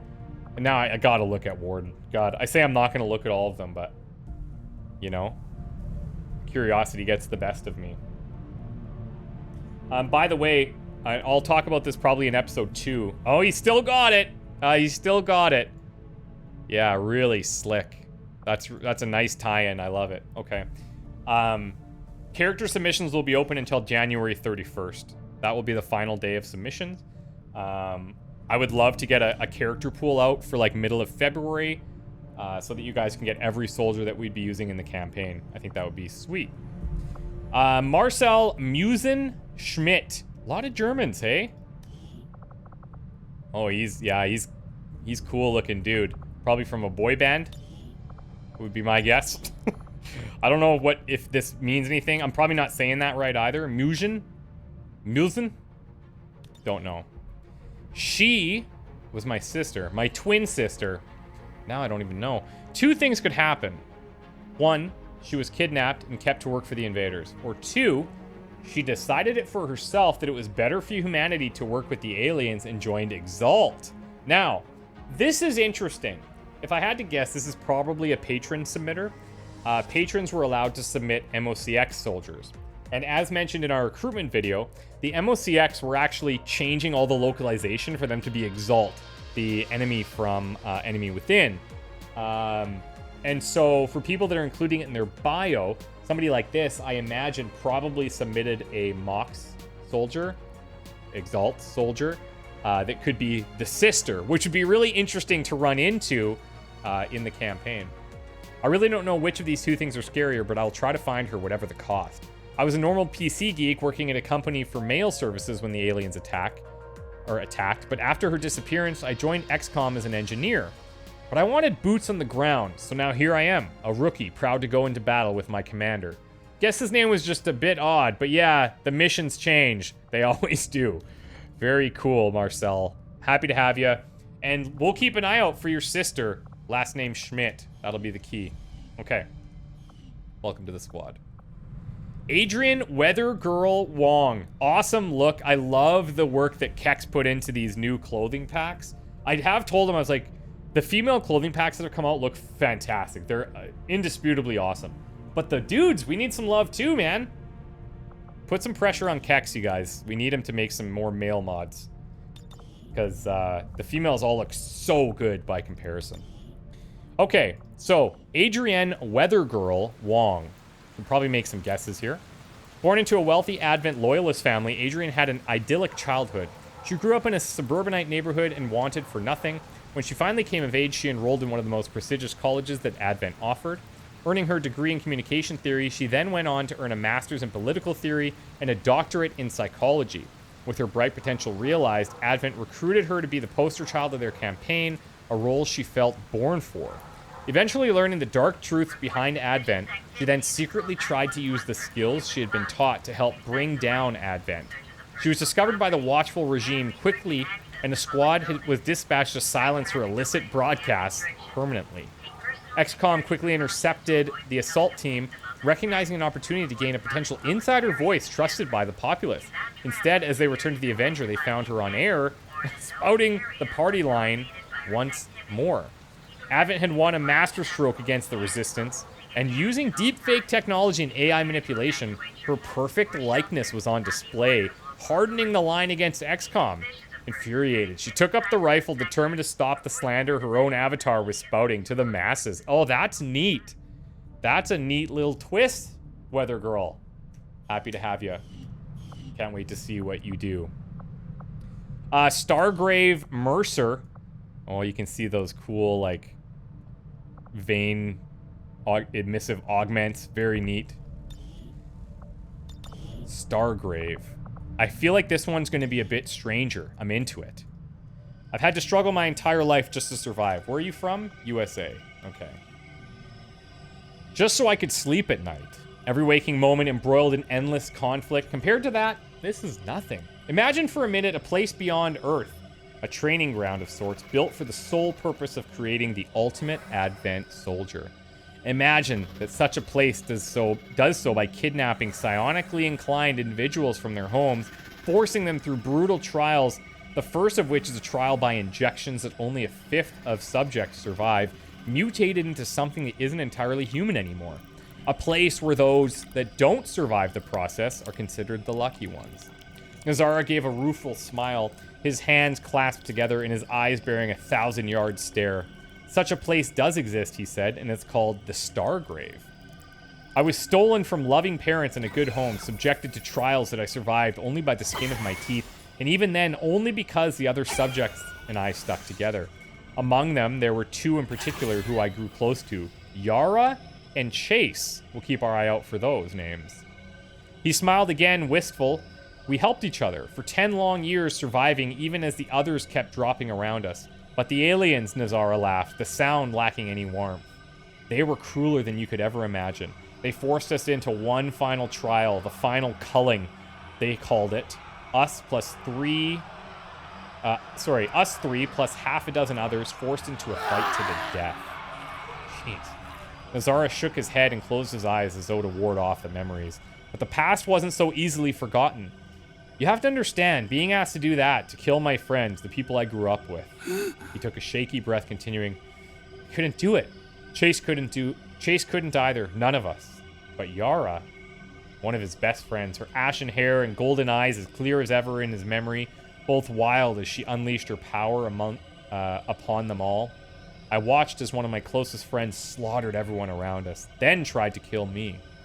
She and Advent, they must have thought she succeeded, because when I woke up again, I did so in a pit filled with my friends. The nightmare was as surreal as ever. The desperation, the pain, the crying, the climb out. He had been covered in filth by the time he'd made it to the top, gazing upon the people he loved and screaming at the top of his lungs, the pain shattering his heart to pieces. As I stood there and saw the dead around me, as I remembered the monsters responsible, the friend who had betrayed us, I felt something strange inside me. I swore then that I'd find them. Yara, the Stargrave, everyone that made us suffer that hell. Find them and burn it all to ash. Nazara smiled again, as dangerous as it was charming. And if that's all right with you, Commander, then I only have one question. When do we get started? Love a good revenge tale. From the pit of bodies to killing an old friend. Interested? Very interested. So we're looking for like a Chase and a Yara maybe showing up at some point. Anything's possible. Rebecca Ghilan'nain Trell. Again, probably not saying it correctly. German also. Let's take a closer look here. What do you got going on? You've got the skull bandana around the neck. Very military in nature. Love this look. These little satchels on the side. 6 potential. Bunch of clips around here. Yeah, really, really clean look. Awesome. Okay. Rebecca, also known to her friends as Becca, was an ordinary chemist student when it all began. The sky tore open and strange meteors landed, but we all know how this story goes. She survived the initial invasion by traveling together with some friends and her older brother. They never stayed in one place for too long, fearing the next attack. Her brother had several years of military service behind him and taught them everything he knew about survival. When the military began to fall beneath the alien invasion, they retreated into the mountains and found refuge in an abandoned motel just off the main road. As they listened to the news from the radio, a sense of defeat and melancholy befell them, and they made a mistake, a fatal one. They stayed too long. A pack of airborne hostiles found them, pinned them down, and soon thereafter a peacekeeping patrol caught up to them. When the smoke lifted, only she remained, unconscious and buried under rubble. She escaped the aliens' watchful eyes. When Rebecca woke up the next day, the only thing left behind by her friends, her family, Was a bandana. Oh, cool. The one her brother wore. He always said it made him look scary. What a fool. After wandering aimlessly through the mountains, she came upon a survivor calling himself Jaco. He said that so Jaco is traditionally the name of Deadput's character. So that's an interesting little tie-in to previous seasons. He said that there was an organization called XCOM that fought the aliens. She joined them and together they survived. To this day, Becca has a habit of opening and closing doors in front of Jaco, seemingly at random. No one knows why. Crossvalet ad pugnum. That's what my brother Stefan used to say. Tomorrow is worth fighting for. For you, I will, brother. For humanity and for a better tomorrow, Rebecca Tell. That is awesome. I think that's supposed to be Rebecca Trell right at the end there, but pretty close. Rebecca, Ghilan'nain, Trell, happy to have you. Nice tie-ins as well, and cool bandana there with the brother. Sarah Bumblebee Triplet. Pretty obvious why you took the Bumblebee nickname. We've got an Australian here, gifted combat intelligence. Nice to see. So what do you have going on? From Brisbane, 22nd April 2010. Look, I'll spare you the sob story of poor orphan Sarah Triplet. It's a little bit of a downer. Try as she might to hide her story, XCOM eventually finds out. Sarah Triplet was only a child during the invasion, barely cognizant of the terrifying events around the globe. While her parents were occupied defending areas of the country that were experiencing the brunt of the invasion, Sarah remained at home, distracted by the movies she spent her days watching time and time again. I'm guessing there's a Transformers tie-in here. In what looked to be the end of civilization, they were her comfort. After humanity's surrender, before Sarah could know her parents' fate, Advent forces raided her neighborhood looking to bring her in. Overcome by fear and confusion, she ran as far away as she could before collapsing from exhaustion near a resistance haven. Although she was grateful for their security, Sarah remained distant as she grew older, moving between havens to avoid forming attachments and masking herself both literally and figuratively. Yeah, good point. Over the past 20 years, she had heard nothing from her parents and did all she could to bury her doubts that they didn't care to look for her. Learning from more experienced resistance members, she came into her own as a talented soldier and scout, using combat as an outlet for her pent-up emotions. As long as she kept moving, kept fighting, she didn't need to worry about attachment and, more importantly, losing those attachments. Her emotional barrier has had its effects on her. The most unusual being that she communicates in fragmented movie and media quotes when uncomfortable, reportedly telling her recruiters that in combat she floats like a butterfly and stings like a bee. And while that trait may be odd, her confidence is most certainly not. Out in the field, she is as capable and communicative a soldier as XCOM could hope to find. That being said, although she may think of XCOM as just another challenge, another stop on her aimless journey, the betraying hope that she can find closure here lingers in her mind. All she can do is pray she stings more than she gets stung. Really cool. I really hope that you take up some of the log writing. It would be cool to see what you come up with for the movie quotes and stuff. Bumblebee, welcome to the squad. Awesome to have you. And Australia is officially represented. There was an Australian reference before, but not being from Australia. Lastly, we have Jamie Angerbot Wilson.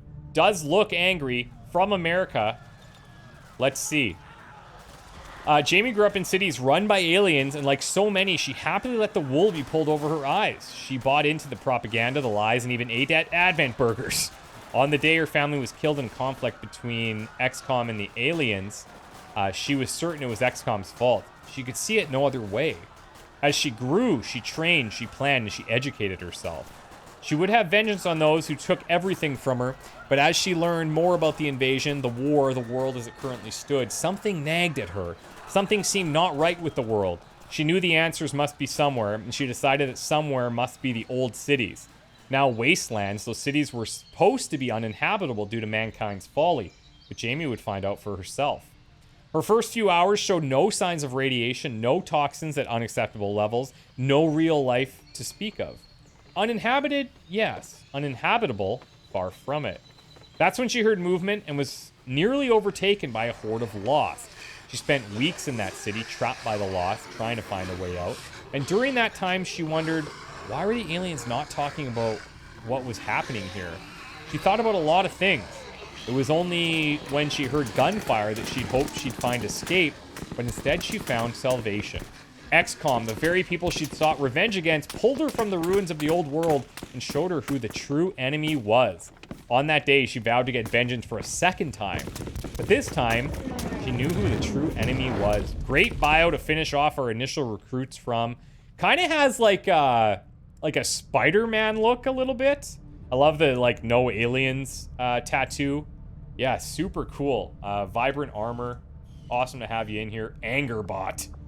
Yeah, you're gonna cause problems for sure. I love it. Okay.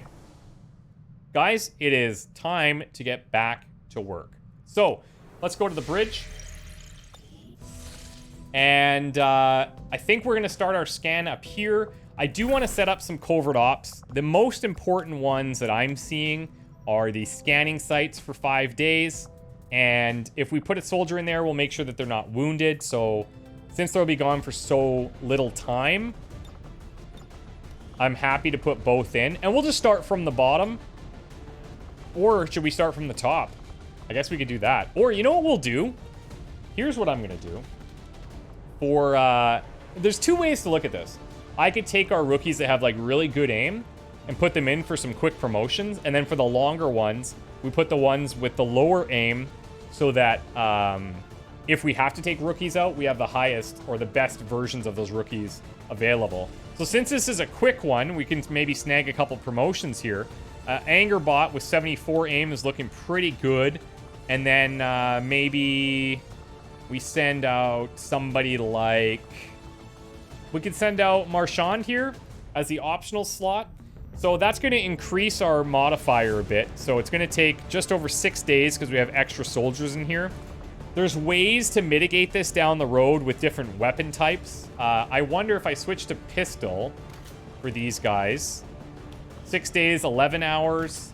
This is actually increasing it. So we will stick with the base assault rifle. And that's fine. We don't have any uniforms or anything, or disguises, I should say, that can reduce this. So this is fine. 6 days, 9 hours. This soldier's also going to gain will, which is really helpful because she has really low will. And then this one's going to prevent anybody getting wounded. So our first covert action is underway. I think the next one that we'll do is go for these ability points. I probably won't go to Black Market just yet.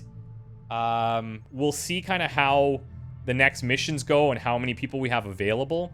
But I don't want to deplete our whole barracks here. So we will have probably assault missions pop up soon. We'll probably have like maybe some rescue missions as an option that we'll have to do a covert action on and then infiltrate. We'll have a retaliation mission to keep in mind that we need soldiers available for. So yeah. Anyway, let's go for ability points. This will be helpful for when the training center comes online, and we'll have additional points to buff people with. If we put in a second soldier here, then they can gain some additional dodge. So let's look at that slot first. So we're seeing some people rolled some really high dodge numbers already. Weathergirl and Schmidt here. We could look to buff people with low dodge, but I feel like with a stat like dodge, it's better to just put it on somebody that has a high amount already. You've also got some really nice mobility here. Aim-wise, yeah, I mean, what you lack in aim on Muhzn, you're making up for in some dodge. Either one would be good, I think. She's got higher mobility. Let's give it to her. And then we can send out somebody with lower aim here because it's a longer one. Maybe somebody like Stone at 60. He'll get a promotion off that, which will bring his aim up slightly. I'm not going to dedicate any intel to this. 25 of our 60 intel to negate wounds, I think, is a bit much. So we'll take the risk that they get wounded. They're going to be gone for 15 days. Good luck out there, Weathergirl and Stone. Hopefully you come back safely. So we still have 12 people ready, which is nice. 1 wounded. Maybe I could do this. Maybe I could send 2 more off to the black market. That would take us down to 10 ready. And it really depends on what's going to pop up. because once people go on missions, they're going to be tired. They might not be available for the retaliation. I'm going to wait. Avenger plotting So if you're new unfamiliar with course. CI, we've got these covert actions that have been queued up. And now, while we're doing scanning sites or pretty much anything else, all of these timelines are going to start ticking by and completing. So we'll get alerts when those happen. Boom! Look at that. Okay. Our first mission has popped. It is a protect the device. Now, this is an assault mission. These are missions that you take on right away. These are like the traditional kind of XCOM experience. Other mission types we're going to see are infiltrations, where if we spend more time infiltrating, we'll unlock higher bonuses for that specific mission. It also reduces the chances of Chosen showing up on those missions if you infiltrate for longer. But there's a lot of different things that can come into play. However, I think this is a great one to see here. Now, interestingly enough, we have a bunch of sit reps happening here, some of which are good, some of which are bad. The first Advent Reinforcements dropship is going to be delayed. That's good for us. Enemy tech defense is increased by 20 and towers cannot be hacked. Not really a huge issue right now. And then there are lost on this mission, actually, which, in my opinion, is actually a buff to us. They're a little bit easier to deal with, plus they fight with Advent. We also have an extended turn timer, so we have an extra 2 turns to get to that device. And Advent is on limited forces, so we're going to see fewer pods, but then it seems like they have reinforcements anyway. So, 72 intel is nothing to snuff at, so this is, I think, a great first mission for us. For the Mexican regional track. We'll do our prep as usual. One thing that... I wanted to bring something up here when I saw this. Can't remember. It's escaping me now. Oh, yeah, protect the device. So, last season we learned that with Yellow Alert, there's this tendency for them to just stack on near the device and just hammer it and destroy it before we could even do anything. So about midway through the last campaign, we ended up adding a mod called Configurable Device Health, I think. And we have that running this season as well. Everything's just at default values, but it just makes it so that it's a little bit more realistic. And it scales like as the game goes. I think it's pretty balanced, and it just makes it so that these things don't get immediately destroyed. Now, what are we going to do here? So definitely going to take out our Phalanx. Taking out a Marksman. Since there's Lost, I'm actually going to switch this straight away to a pistol. Field Medic. I don't think we need to bring 2. That said, I'll probably sit ReaktorFour because Zenith has better aim and better mobility. And then we'll have to build a med kit here, I think. Assault Infantry looks good here. And then I'm looking at taking another rookie out on this mission. It's probably two rookies. It is a Lost mission, not exclusively, but that'll kind of help us, I think. I hope that doesn't backfire. So I'm looking at somebody like Stiggs, 69 aim, or Waffleman at 70 aim. Let's take him. So 2 rookies, 1 Assault Infantry, our Field Medic, and there's a couple things we're going to want to build. Number 1, we're going to build a Frost Bomb. Because of the options that we unchecked at the beginning, these are all available to build now for relatively low cost, might I add. We didn't actually end up even using the Boltcaster last campaign, really. Hunter's Axe we did. We ended up losing the Frost Bomb, which I hope doesn't happen. However, I will say we have a cool mod in place called Fallen Heroes, I believe. And what that does is allows you to go and reclaim previously killed soldiers and their gear. So there may be a time, if we do lose some very important gear, there may be a time we can get it back. The default for that mod just makes it happen at any point in time. But we have corrected that so that we can only go and do that mission if we have a kernel. And that is a requirement for it now. So if we lose the Frost Bomb, it's still not going to come back for a long time. And even if we do get those missions, it randomly picks from all your dead soldiers. So many things need to line up. But I think it's a really cool tie-in for something like that. So I am going to build the Frost Bomb, and then I think I could get away with building a med kit. And do I want to build a smoke grenade? Honestly, kind of tempting. But I think I'm just going to save those supplies. So, Zenith, you're going to take the med kit. I don't have like a grenadier or anybody that can launch these frost bombs. So their AoE is basically just one tile in each direction adjacent. Forms like a little cross. So I'm only going to be able to freeze one thing, but I'll freeze it. Now, who to put this on is the question. I'm actually thinking we put this on, I guess, one of the rookies. The problem is they have 4 health. You know what? I'll put it on silencer. The charges in this grenade don't seem all that powerful, but according I'm going to go to the traditional sword. The look is a bit gases cooler inside in my should lead to an opinion. instantaneous freeze effect. And then we also have... Oh, we don't have our research done for it yet. So if you notice here, this mission is going to expire in 9 hours. Modular weapons still 3 days, so I can't really work that to our advantage. But we do have a weapon attachment. I just can't really use it yet. So anyways, I think this is going to be our first, well, I guess our second squad. And we're going to take out our Phalanx. We'll try out that new class. And I don't think I've forgotten anything super important here. There's a whole bunch of other mods I want to share with you guys, but I've now been talking for 2 hours straight, and my voice is about to explode. So, we're going into the sewers to protect the device. We have a frost bomb. We have a med kit. We're taking out Tabula, Dynamite, Waffleman, Zenith, Silencer, and Beardo. Stay tuned for the updated credits, and stay tuned for the first meme of the day that always shows at the end. And in future episodes, along with the meme of the day, you will see the answer to today's trivia question, which again was, who is the only soldier ever to kill all 3 avatars on a Leviathan mission? A. Johanna Fire Loxley, B. Michael Bossman Fane, C. Ethan Ace White, or D. Kaylee Wraith Parker. Guys, thank you so much. I'm super pumped for this season. Would love to hear what you think so far, and I will see you in the next one. Bye for now.